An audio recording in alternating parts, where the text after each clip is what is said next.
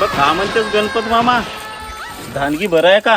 हो दानगी बरा आहे बाशा, पण तुझ्या मामीची तब्येत बहुत खराब आहे. काहून का झाला का मामा? तुझी मामी भरती आहे, तुला माहित नसे का बाशा?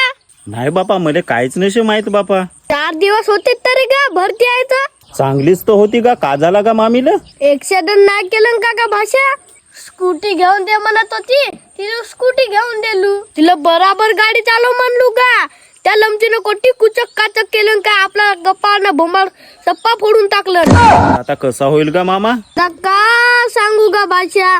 डॉक्टरने 1 बाटल रकत चढवायला सांगलं. तीच तर मोठी गोष्ट झाली का मामा? अगा झाली तर झाली, आता जाऊ दे.